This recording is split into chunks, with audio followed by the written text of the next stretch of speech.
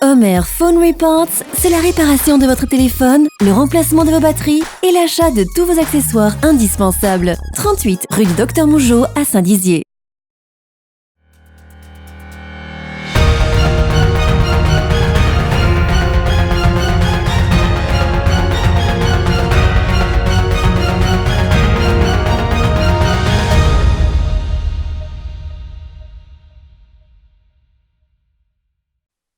Ce samedi 29 juin au matin, la nouvelle salle de boxe du pôle associatif de Vergy a été inaugurée. D'une surface de 550 mètres carrés, elle possède 3 rings, dont un homologué pour les compétitions officielles. On y trouve également des gradins, des salles de musculation et des bureaux. La salle Roger Michelot a récemment déménagé dans les anciens ateliers municipaux de Vergy, qui ont bénéficié d'un réaménagement durant de nombreux mois. Un espace plus grand et neuf qui permet à 3 associations d'avoir une pratique sportive agréable et sécurisée. La salle est en effet occupée par le cercle pugilistique de Saint-Dizier, le Saint-Dizier Boxe 52 et le club de boxe américaine Bragard. À l'occasion de cette inauguration, animée par Elisabeth Roberdeau, maire de Saint-Dizier, et Mokhtar Khalal, adjoint en charge de la jeunesse et des sports de la ville, Nicolas Lacroix, président du conseil départemental de la Haute-Marne, avait fait le déplacement. Devant un public admiratif, les nombreux champions régionaux et nationaux bragards ont effectué des démonstrations.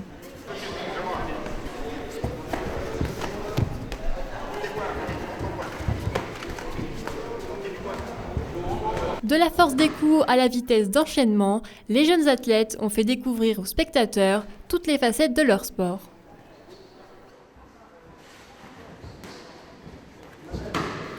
Grands et petits sont montés sur le ring et certains démarrent même le sport très tôt, puisqu'un petit, âgé de 4 ans seulement, a pu montrer sa détermination dans les combats.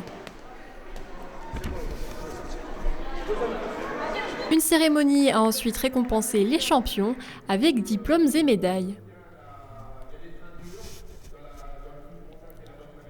Pour clôturer la matinée, Phoebe Petitjean, championne de France de twirling bâton originaire de Saint-Dizier, a elle aussi effectué une démonstration tout en élégance, ajoutant de la douceur dans cette salle de boxe plus habituée aux gants qu'au juste corps.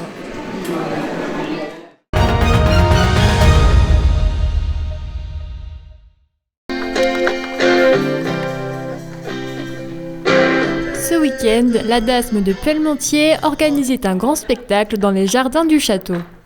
Après les répétitions en mai dernier, était venue l'heure de la représentation. Et ce sont les thèmes de l'art et de la créativité qui étaient représentés. Nous sommes ici donc à la DAMS, association d'Hervoise sociale et médico-sociale. Le siège de la DAMS s'appelle Pelmontier, rive d'Hervoise. Un très beau cadre puisque on a la particularité d'être hébergé dans un monument historique, un château du XVIIe et du XVIIIe siècle. Notre établissement IME accueille et accompagne des jeunes en situation de handicap, déficience intellectuelle et troubles psychiques. Et dans le cadre des accompagnements qu'on propose à l'année, on mène à la fois des apprentissages de la scolarité, mais aussi un nombre important d'ateliers sur la base de support à l'expression, parce qu'on considère que ça fait partie des éléments qui sont profitables aux jeunes dans leur projet de vie professionnelle ou de leur vie personnelle. Voilà. Et on a eu l'idée cette année, l'intention cette année, c'était de dire groupons un petit peu tout ce qu'on fait, enfin une partie de ce qu'on fait, parce que on fait encore bien d'autres choses sur le domaine de l'art et de l'expression pour le présenter au grand public, que ce soit des parents des jeunes, mais c'est ouvert à tout le monde. Voilà. Donc c'est à la fois du théâtre, à la fois du slam, de la danse, de la sculpture, on travaille aussi de l'osier, enfin voilà, toutes sortes de supports à l'expression artistique qui est travaillé en longueur d'année et qui bénéficie aux jeunes. Et l'idée c'était aussi de faire découvrir ce très beau cadre qui est à la fois très arboré, c'est un joli parc, et donc le château. Les thèmes abordés par la compagnie du Butor et les pensionnaires de la DASM se veulent engagés, politique, mariage homosexuel ou encore écologie, très présente dans l'actualité. Le projet La vie de château sera reconduit l'an prochain puisque les spectateurs au rendez-vous ont fortement apprécié les animations.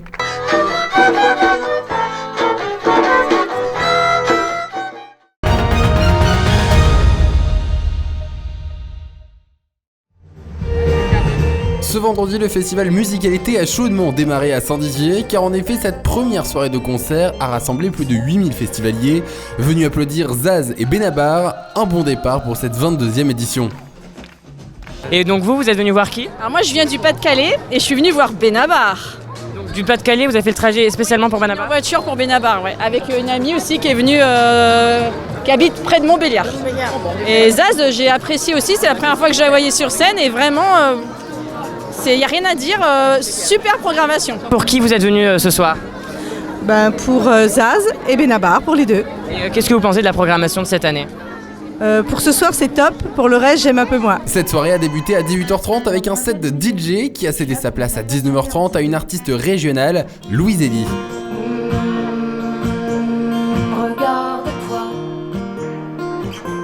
Je pense que c'est un tremplin pour la suite et c'est aussi un beau symbole puisque c'est une scène que je vais voir en fait les artistes du Musicalité depuis mes 15 ans, donc c'est cool là de passer sur scène. Donc pas une consécration mais un beau tremplin, ouais, je pense, c'est chouette. Je m'attache beaucoup aux mots toujours, c'est un truc que je veux vraiment défendre. Les paroles viennent vraiment avant, je trouve. Et ensuite, j'aime beaucoup, en ce moment, j'ajoute un peu plus de rythmique. Peut-être qu'avant, avant je faisais peut-être plus des choses mélodiques. Donc là, j'aime bien rajouter donc, de la rythmique. J'ai une stompbox, donc c'est une grosse caisse en fait au niveau du pied. Donc voilà, j'ai envie un peu de faire des choses peut-être plus rythmées aussi.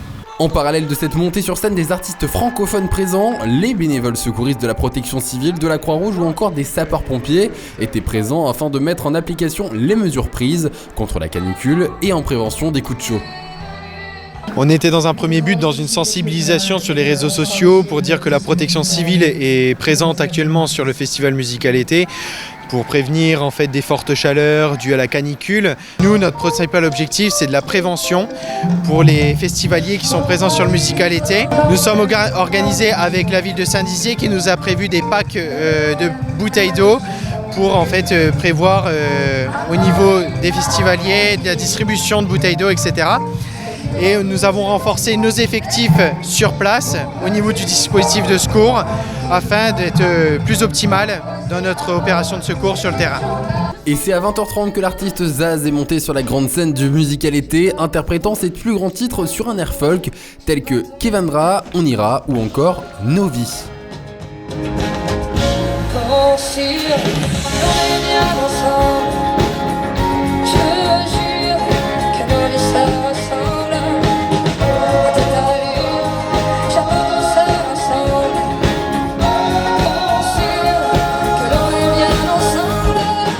Et à 22h, place à Benabar, un retour sur scène avec un nouvel album, le début de la suite. En avant, t'inquiète pas petite, demain est un autre jour, toujours. Le début de la suite. Et la suite justement de ce festival gratuit, c'est tout le week-end avec sur scène Kikessa, Dadju, Youssoufa ou encore VG Dream au cœur du parc du Jard à Saint-Dizier. Ramenez la coupe à la maison, allez les bleus, allez, 20 ans après c'est le moment, allez les bleus.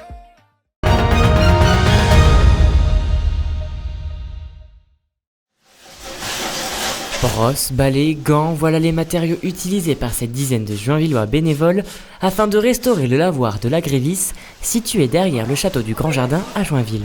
C'est assez facile d'intervenir bénévolement, c'est des petits travaux, donc là ça va être du grattage des poutres, après l'application d'huile de lin et d'essence de térébenthine. Donc il n'y a pas besoin d'acquis préalable, c'est assez facile de venir mettre la main à la pâte. Les sites pour les chantiers participatifs sont choisis en fonction de leur accessibilité, mais aussi en fonction des travaux à faire. Le prochain chantier à venir, c'est vraiment un chantier plus important, puisque ça va être la finalisation de la restauration de 2 façades à pans de bois dans la rue des Marmousets, qui jouxtent celle qui a été choisie par le loto du patrimoine. Et donc là, il y aura à la fois du remplissage, du badigeon à la chaux et de la peinture à la farine. Ces chantiers continuent de perdurer grâce à la participation des habitants et permettent de donner un second souffle au patrimoine joinvillois.